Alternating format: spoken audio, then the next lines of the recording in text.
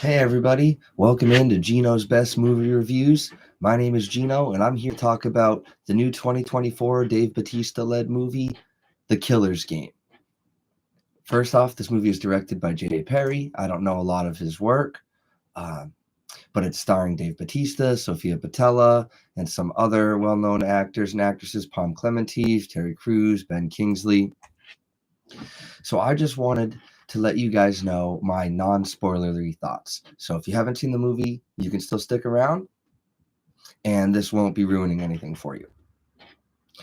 As far as me going into the movie with what I thought I was going to see, it did a very good job. I was unsure, having had watched the trailers,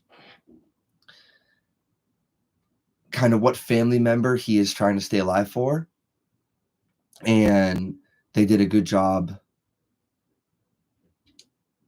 presenting that to the viewer.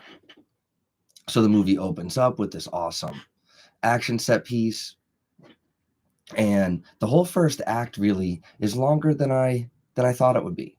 Now the movie itself is not too long at all. It doesn't overstay its welcome. In fact, if they wanted to add 10-15 minutes to it, I would have been on board with that. I'm fine that they didn't. I don't feel like I missed anything. There was surprisingly a lot of story to be told, and they got through it in a crisp under 2 hours, which I'm here for. So Dave Bautista has a lot to act with in this movie. He does a great job carrying the movie on his shoulders, what he says and what he doesn't say with his emotions, the way he's emoting, the way he's acting with his face. Bautista feels like a real true actor now. I wouldn't be surprised to see down the line some recognition from Academy on his acting at some point. Maybe not for this movie, probably definitely not for this movie.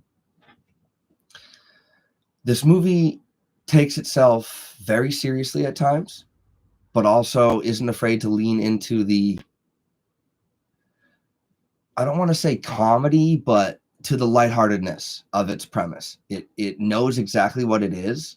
There is a little bit of tonal whiplash, but not necessarily in a bad way. It's just I noticed it. It happened way worse in Jackpot for sure. It was very well done, very well acted. I believed that him and Sofia Boutella, I believed their interactions. I believed what I was seeing on screen with their chemistry and the way they seemed to care for each other. The premise of the movie, as it shows you in the trailers, is that he's a hitman who gets diagnosed with an incurable disease, and he only has a certain amount of time to live. So he, in order to get a life insurance payout, he orders a hit on himself because suicide won't pay out life insurance.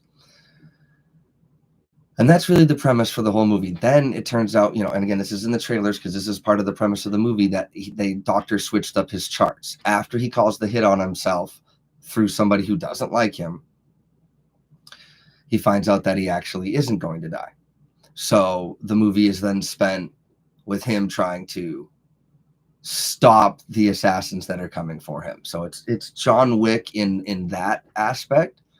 The action scenes are different than you'd expect from, say, a John Wick style movie. It's more physical, but also Dave Bautista and his character are more physically imposing than, say, a John Wick.